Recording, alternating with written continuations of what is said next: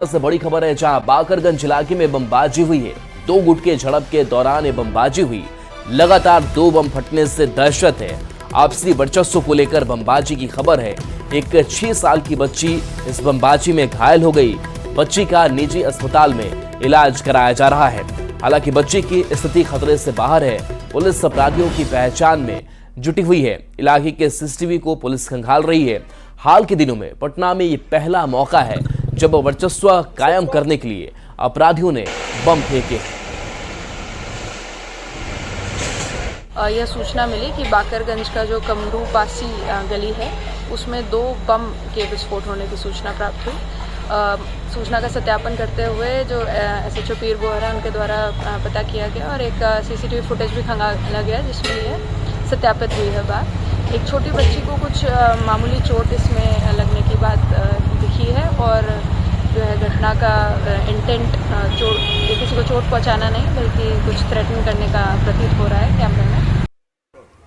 राजधानी पटना को अपराधियों ने एक बार फिर से दहलाने की कोशिश की है।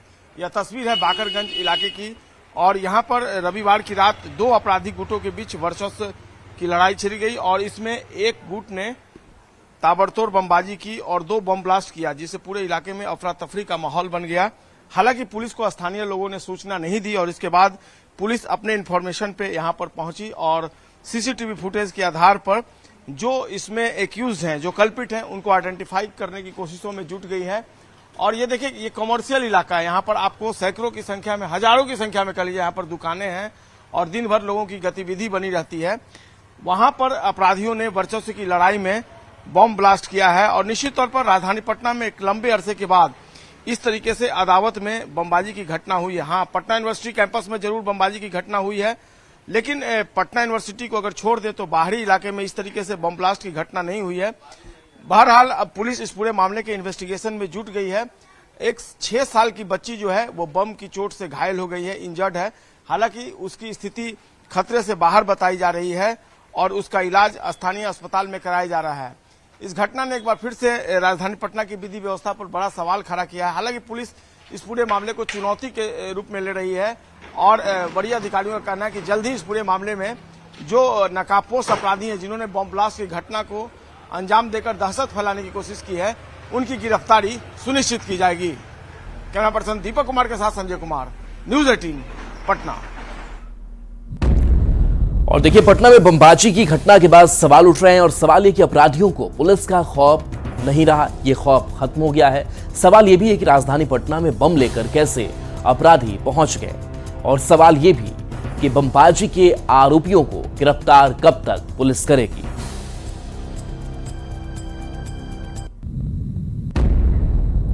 और पटना से बड़ी खबर, जहां 2 कुख्यात अपराधी गिरफ्तार किए गए हैं। अपराध की योजना बनाते इनकी गिरफ्तारी हुई है। शाहपुर में पुलिस ने दबोच लिया। हाल ही में जेल से छूटकर दोनों आए थे। कई थानों में दोनों पर आपराधिक मामले दर्ज हैं। चोरी की बाइक सहित 2 मोबाइल फोन भी बरामद किया गया है। तो बड़ी खबर पटना से, जहां शाहपुर पुलिस ने यह बड़ी कार्रवाई की है। शाहपुर में कार्रवाई की गई है और बताया जा रहा है कि हाल ही में जेल से छूट करके दोनों आए थे। कई थानों में दोनों पर आपराधिक मामला दर्ज है।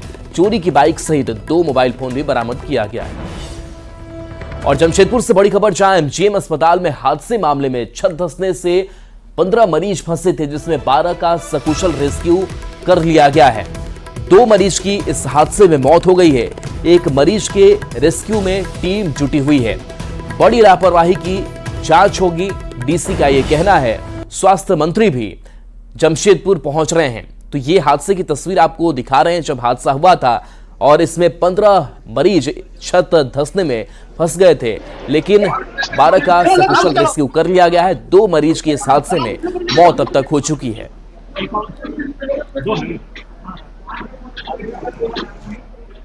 माननीय मुख्यमंत्री हेमंत सोरेन जी के निर्देश पर हम लोग आए हैं।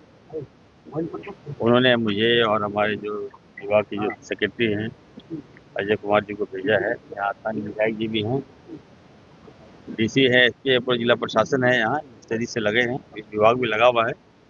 जो जानकारी मिल रही है कि पुरानी बिल्डिंग है और जो स्थिति आप लोग भी देख रहे हैं, हम लोग भी देख रहे हैं, नया मेडिकल कॉलेज बन गया है। तो हमारे विभाग का फोकस नया मेडिकल कॉलेज में था।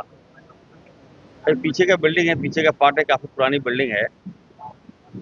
तो जो घटना घटी है, हम लोग आए हैं और घटना तो कोई अंजाम नहीं दिया ये तो, और आप जान रहे हैं कि पुरानी बिल्डिंग थी, काफ़ी पुरानी बिल्डिंग थी और गिर गई। तो हम लोग उसी क्रम में हम लोग भी हैं, आप लोग भी यहाँ आए हैं एक संवेदना प्रकट करने के लिए। लेकिन हमारा विभाग चौकस है। हम लोग ने निर्णय लिया है कि जो पीड़ित परिवार हैं, आदरणीय मुख्यमंत्री हेमंत सोरेन जी के निर्देश पर 5 लाख रुपया पीड़ित परिवार को हम लोग देने जा रहे हैं और जो लोग घायल हैं उसको 50,000 रुपया हम देंगे। एमजीएम हादसे को लेकर बाबूलाल मरांडी और चंपाई सोरेन ने दुख व्यक्त किया है। बाबूलाल मरांडी ने सोशल मीडिया एक्स पर पोस्ट कर लिखा कि एमजीएम अस्पताल का एक हिस्सा गिरा और इसके कारण कुछ लोग हादसे में हताहत हुए। घटना अत्यंत दुखद है। मृतकों के परिजनों को मदद मिले। जिला प्रशासन मृतकों के परिजनों और सभी घायलों को उचित मुआवजा दे, जिम्मेदार लोगों पर कार्रवाई करे। घायलों के स्वास्थ्य लाभ की प्रार्थना बाबूलाल मरांडी ने की है। इसके साथ साथ उन्होंने कहा है कि इस घटना की उच्च स्तरीय जांच होनी चाहिए। ईश्वर दिवंगत आत्मा को शांति दे। सभी घायलों के शीघ्र स्वास्थ्य लाभ की प्रार्थना करता हूं।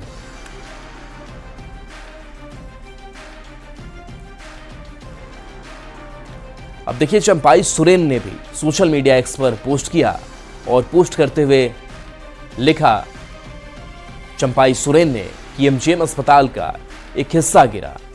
बिल्डिंग का एक हिस्सा ढहने से 2 मरीजों की मौत और कुछ लोगों के घायल होने की दुखद सूचना मिली है। ईश्वर से दिवंगत आत्माओं की शांति और घायलों के शीघ्र स्वास्थ्य लाभ की कामना करता हूं। यह दुर्भाग्यपूर्ण है कि अस्पताल में अपना इलाज करवाने गए मरीजों के साथ ऐसी घटना हो गई। यहां सिर्फ एक बिल्डिंग नहीं बल्कि पूरा सिस्टम ही कोलैप्स कर चुका है। यह सरकार पहले से ऐसे सरकारी भवनों का सर्वे नहीं करवाती, बल्कि ऐसी दुर्घटनाओं के बाद जांच के नाम पर खानापूर्ति करके चुप बैठ जाती है, अगली दुर्घटना के इंतजार में।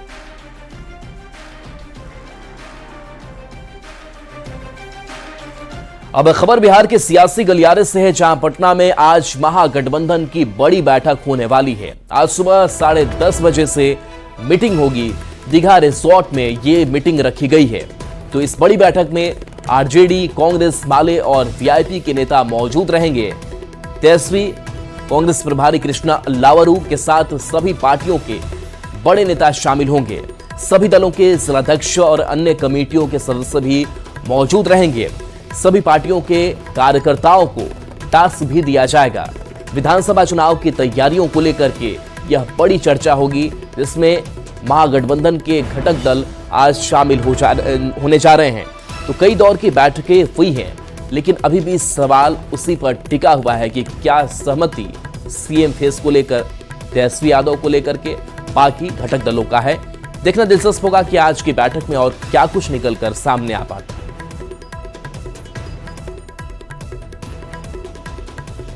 लोग लगभग 6 अलायंस पार्टनर हैं और वो 6 अलायंस पार्टनर के जिला अध्यक्ष जो है एक साथ पहली बार ऐसा हो रहा है गठबंधन में कि किसी गठबंधन के सभी जिला अध्यक्ष, सभी लोग एक साथ बैठ कर के पटना में मंथन करेंगे, चिंतन करेंगे, जनहित के मुद्दों पर बात होगी और गठबंधन के मजबूती पर बात होगी। गठबंधन का जो बैठक होने जा रहा है वो काफ़ी ऐतिहासिक और सफल होने जा रहा है। तो अब तक पटना में महागठबंधन की 2 बैठक हो चुकी है। आज पटना में तीसरी बैठक होगी। पहली बैठक 17 अप्रैल को पटना में आरजेडी कार्यालय में हुई थी।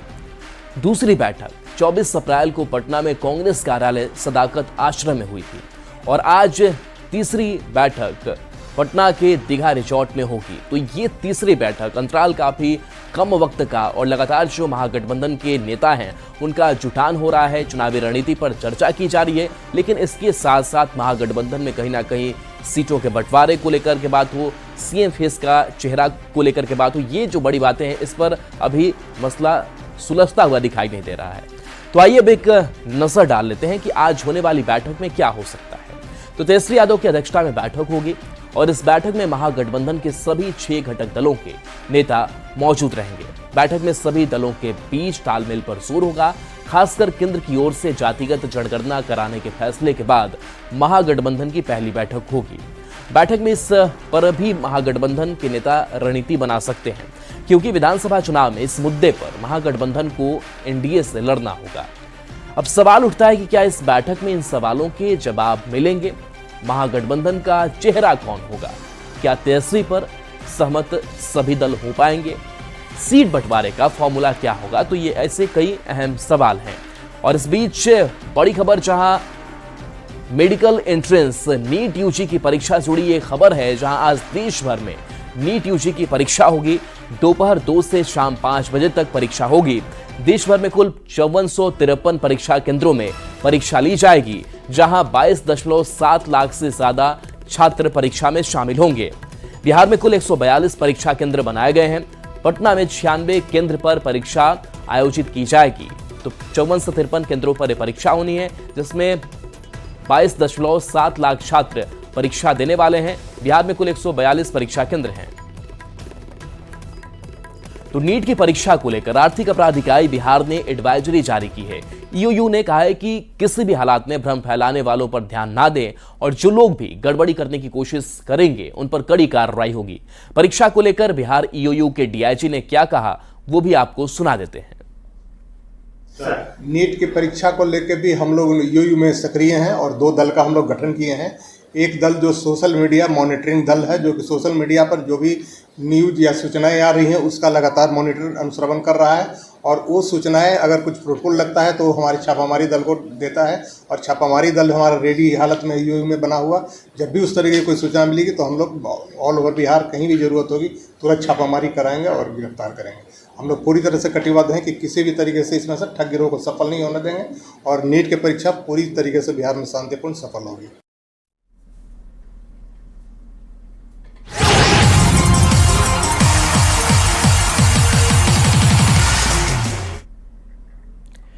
बिहार में आज से खेलो इंडिया यूथ गेम्स का आयोजन किया जा रहा है। बिहार में पहली बार खेलो इंडिया यूथ गेम्स हो रहा है। पाटलिपुत्र स्पोर्ट्स कॉम्प्लेक्स में कई खेलों का आयोजन किया जाएगा। पाटलिपुत्र स्पोर्ट्स कॉम्प्लेक्स को भव्य तरीके से सजाया गया है। सीएम नीतीश कुमार खेलो इंडिया यूथ गेम्स का उद्घाटन करेंगे। पीएम नरेंद्र मोदी समारोह को वर्चुअली संबोधित करेंगे। केंद्रीय खेल मंत्री मनसुख मांडविया चीफ गेस्ट भी होंगे। तो प्रधानमंत्री नरेंद्र मोदी का संबोधन होगा वर्चुअली, वो इस कार्यक्रम से जुड़ेंगे। पीएम मोदी का संबोधन होगा। 10,000 खिलाड़ी इसमें हिस्सा लेंगे। तो बिहार के कुछ जिले हैं जहां पर इस खेल का आयोजन हो रहा है, और ये तस्वीर देखिए किस तरीके से ये मैदान जगमग कर रहा है। तो बिहार के लिए भी ये खास मौका, गर्व का क्षण है, जहां अलग अलग जगहों से आए खिलाड़ियों को यहां अपना खेल दिखाने का एक मौका है। और ऐसे में देखिए, जो बिहार प्रशासन की अगर बात करें तो पूरी व्यवस्था की गई है। सरकार लगातार लगी भी हुई थी। आज बेहद खास, बिहार में आज पहली बार ओलंपिक की तर्ज पर खेलो इंडिया यूथ गेम्स का आयोजन किया जा रहा है, और आज इसका आगाज होगा पाटलिपुत्र स्पोर्ट्स कॉम्प्लेक्स, जहां की इस वक्त की तस्वीर हम आपको दिखा रहे हैं। शाम 6 बजे बिहार के मुख्यमंत्री नीतीश कुमार इसका शुभारंभ करेंगे, और इस मौके पर केंद्रीय खेल मंत्री मनसुख मांडविया भी मौजूद रहेंगे। प्रधानमंत्री नरेंद्र मोदी का इस मौके पर जो वर्चुअल मैसेज है वो भी लोग सुन सकेंगे। इस आयोजन के लिए पाटलिपुत्र स्पोर्ट्स कॉम्प्लेक्स का खेल मैदान, जहां की तस्वीर है, पूरी तरीके से अब तैयार हो चुका है। उद्घाटन समारोह में एथलीटों की परेड से लेकर मसाल प्रज्वलन, सांस्कृतिक कार्यक्रम के साथ बिहार की गाथा जो है वो भी प्रस्तुत की जाएगी। अगले 15 मई तक बिहार के 5 जिलों पटना, गया, नालंदा, बेगूसराय और भागलपुर में खेलो इंडिया यूथ गेम्स 2025 की स्पर्धाएं आयोजित की जानी है। इसमें देश भर के सभी 28 राज्यों और 8 केंद्र शासित प्रदेशों के 8500 खिलाड़ियों के अलावा खेल प्रशिक्षक और उनके जो स्टाफ है, सपोर्ट स्टाफ, वो भी शिरकत कर रहे हैं। बिहार के भी 450 खिलाड़ी इस मौके पर अपना दमखम दिखा सकेंगे। पाटलिपुत्र स्पोर्ट्स कॉम्प्लेक्स में खेलो इंडिया गेम्स का रंगारंग आगाज और खेल देखने के लिए दर्शकों को प्रवेश 2 नंबर गेट से मिलेगा, और यह प्रवेश निःशुल्क होगा। ये दर्शकों के लिए महत्वपूर्ण जानकारी भी है। पाटलिपुत्र स्पोर्ट्स कॉम्प्लेक्स में दर्शकों के लिए बैठने की क्षमता 15 से 20 हजार की है, और दर्शकों को किसी तरह की असुविधा न हो इसका पूरा ख्याल रखा गया है। सुरक्षा के भी पुख्ता इंतजाम किए गए हैं, जहां की तस्वीर हम आपको दिखा रहे हैं। चप्पे चप्पे पे यहाँ पे स्पेशल फोर्स की तैनाती की गई है, और सुरक्षा की चाक चौबंद व्यवस्था के बीच आज इस भव्य कार्यक्रम का आयोजन जो है वो होगा और आगाज जिस तरीके से आज होगा इस कार्यक्रम का, अगले कई दिनों तक पूरे बिहार में एक खेल का माहौल बनेगा और निश्चित तौर पर देश के मानचित्र पर बिहार की एक बार फिर से बड़ी उपलब्धि के तौर पर सकारात्मक छवि बनेगी। कैमरा पर्सन दीपक कुमार के साथ संजय कुमार, न्यूज 18 पटना। अब बात सीतामढ़ी की करते हैं, जहां बैरगनिया प्रखंड के पूर्व प्रमुख की गोली मारकर हत्या मामले में पुलिस के हाथ बड़ी सफलता मिली है। पुलिस ने मामले में कार्रवाई करते हुए 3 लोगों को गिरफ्तार किया है और आगे की कार्रवाई में जुट गई है। किशनगंज के भोलमारा ग्राम पंचायत के पैक्स अध्यक्ष और उनके एक सहयोगी पर लाखों के गबन का आरोप जो लगा था, यह मामला तूल पकड़ता जा रहा है। पुलिस आरोपियों की गिरफ्तारी के लिए लगातार छापेमारी कर रही है। इसी कड़ी में पुलिस की टीम पूरे दलबल के साथ आरोपियों के घर पहुंची और ढोल बाजे के साथ आरोपियों के घर पर इश्तिहार चिपकाया। साथ ही आरोपियों से जल्द सरेंडर करने की अपील की गई है। नवादा में उत्पाद विभाग की टीम ने बड़ी कार्रवाई करते हुए पिकअप से स्प्रीट की बड़ी खेप बरामद की। स्प्रीट अवनैया पहाड़ के समीप जंगल के रास्ते से बिहार लाई जा रही थी। इस दौरान पुलिस ने गुप्त सूचना के आधार पर कार्रवाई की और स्प्रीट की बड़ी खेप बरामद करने में सफलता हासिल की। हालांकि पुलिस की इस कार्रवाई में कोई भी तस्कर गिरफ्तार नहीं हो पाया। सूचना जो है प्राप्त हुआ था कि झारखंड के तरफ से जो है एक पिकअप में स्पिरिट जो है लाया जा रहा है, तो तुरंत जो है टीम का गठन किया गया और फिर जो है न अपना छापामारी के लिए निकला। तो टीम को जो है अवनैया पहाड़ के पास जंगल में जो है एक पिकअप से कुछ आदमी जो है अनलोड कर रहे थे बाल्टी को, तो उसको जाकर जो है वहाँ पर जो है अपना घेराबंदी किया गया। आरा में रतनपुर ओवरब्रिज के पास पुलिस ने 2 ट्रकों से भारी मात्रा में शराब की खेप के साथ एक तस्कर को गिरफ्तार किया है। शराब की खेप यूपी से बिहार लाई जा रही है। इसी दौरान पुलिस को गुप्त सूचना मिली और पुलिस ने कार्रवाई करते हुए 794 और 302 लीटर की 2 अलग अलग शराब की खेप को जब्त किया। और बड़ी खबर गोपालगंज से है, जहां कार और ट्रक की टक्कर में कार सवार 2 लोग की मौत हो गई। घटना बैकुंठपुर थाना के दिघवा दुबौली गांव की है, जहां कार और ट्रक के बीच भीषण टक्कर हो गई, जिसमें कार सवार पुलिस परिवार के 2 लोगों की मौत हो गई। मृतकों की पहचान गया के टिकारी थाना के जलालपुर गांव के अनिरुद्ध शर्मा के दामाद सोनू शर्मा और यूपी पुलिस में तैनात गौरव राज के बेटे छोटू के रूप में हुई है। बताया जाता है कि सभी पडरौना से गया लौट रहे थे। इस दौरान दिघवा दुबौली में सड़क पर अवैध रूप से पार्किंग कर खड़ी ट्रक में कार की टक्कर हुई, जिसमें 2 लोग की मौत हो गई, जबकि 3 लोग घायल हुए हैं। दिन पर दिन बढ़ते जा रही है, लोग सजग हो नहीं रहे हैं। रात में वाहन चलाने से बचना चाहिए और आजकल एक थोड़ी सी लापरवाही पूरा परिवार खत्म कर दे रहा है, इसलिए वाहन चलाने से, तेज रफ्तार चलाने से बचें, यही मैसेज देना चाहेंगे। और सीतामढ़ी से बड़ी खबर, जहां ट्रक और स्कॉर्पियो की टक्कर हो गई। सड़क हादसे में 3 लोग की मौत हो गई है। सीतामढ़ी मुजफ्फरपुर एनएच पर यह हादसा हुआ है। बगही गांव के पास की घटना बताई जा रही है। तो बड़ी खबर सीतामढ़ी से, जहां ट्रक और स्कॉर्पियो की टक्कर और इस सड़क हादसे में 3 लोगों की मौत हो गई। बता दें कि मुजफ्फरपुर एनएच पर यह हादसा हुआ। बगही गांव के पास की यह घटना सामने आई है। तो तस्वीर देखिए, इस घटना के बाद से आसपास के लोगों का यहां पर जुटान हो गया। काफी देर तक यहां भीड़ जमी रही। सीतामढ़ी मुजफ्फरपुर एनएच पर यह हादसा हुआ। बगही गांव के पास की यह घटना बताई जा रही है। शेखपुरा में होमगार्ड की बहाली के लिए प्रशासनिक तैयारियां पूरी कर ली गई हैं। जिले के डीएम और एसपी बहाली प्रक्रिया को पारदर्शी तरीके से कराने के लिए पैनी नजर बनाए हुए हैं। चेवाड़ा के आजाद फील्ड में नियुक्ति की प्रक्रिया 5 से 15 मई तक पूरी कराई जाएगी। बहाली की प्रक्रिया 5 मई से 15 मई तक चेवाड़ा के आज़ाद मैदान में जो है प्रारंभ होने जा रहा है। इसके संदर्भ में हम लोगों द्वारा, मैं और डीएम साहब दोनों सम्मिलित रूप से मैदान का निरीक्षण किया और उसमें जो प्रशासनिक तैयारी होती है, प्रशासनिक तैयारी के साथ साथ सुरक्षा के संबंध में भी सारा व्यवस्था कर लिया गया है। अब बात मौसम की। बिहार में मौसम को लेकर मौसम विज्ञान केंद्र ने एक बार फिर से चेतावनी जारी की है। मौसम विज्ञान केंद्र की माने तो तेज हवा के साथ ठनका गिर सकता है। राज्य के कई जिलों में इसका असर दिख सकता है। मौसम के येलो अलर्ट पर संवाददाता संजय कुमार की इस रिपोर्ट को देखिए। बिहार के मौसम को लेकर मौसम विज्ञान केंद्र पटना ने एक बार फिर से येलो अलर्ट जारी किया है। पटना और इसके आसपास के इलाकों में आंशिक बादल छाए रहने के अलावा गरज तरह की संभावना जताई गई है, लेकिन इसके बाद 3 दिनों के दौरान अधिकतम तापमान में 2 से 4 डिग्री में बढ़ोतरी होने के आसार हैं। शनिवार को नालंदा के राजगीर में 28 किलोमीटर प्रति घंटे की रफ्तार से हवा दर्ज की गई है, जबकि पटना समेत अधिकांश जिलों के अधिकतम तापमान में बढ़ोतरी दर्ज की गई है। पटना के अधिकतम तापमान में 21 डिग्री सेल्सियस की बढ़ोतरी दर्ज की गई है। इसके साथ ही 36.1 डिग्री सेल्सियस और 39.0 डिग्री सेल्सियस के साथ डेहरी में सबसे अधिक तापमान दर्ज किया गया। पटना समेत अधिकांश जो भाग हैं उसमें मौसम सामान्य बना रहा। शनिवार को आसपास के इलाकों में आंशिक रूप से बादल भी छाए रहे। गया के अधिकतम तापमान में 2.8 डिग्री, औरंगाबाद में 1.9 डिग्री, डेहरी में 2.2 डिग्री, बक्सर में 1.7 डिग्री, भोजपुर में 1.5 डिग्री, वैशाली में 1.9 डिग्री, दरभंगा में 1.2 डिग्री, भागलपुर में 2.1 डिग्री, बांका में 2.2 डिग्री, किशनगंज में 1.8 डिग्री, गोपालगंज में 0.2 डिग्री सेल्सियस की बढ़ोतरी दर्ज की गई है। और अभी राजधानी पटना के मौसम की बात कर ले तो धूप निकली हुई है और हवा भी चल रही है, इसलिए कोई खास अभी परेशानी महसूस नहीं हो रही है। हालांकि जैसे जैसे दिन चढ़ेगा और जिस तरीके से येलो अलर्ट जारी किया गया तो निश्चित तौर पर मौसम में बदलाव के जो संकेत मिले हैं उससे कहीं ना कहीं लोगों को गर्मी से कुछ हद तक सही लेकिन राहत जरूर मिलेगी। कैमरा पर्सन दीपक कुमार के साथ संजय कुमार, न्यूज 18 पटना। और चलिए न्यूज 18 बिहार झारखंड पर खबरें आपके लिए लगातार जारी हैं।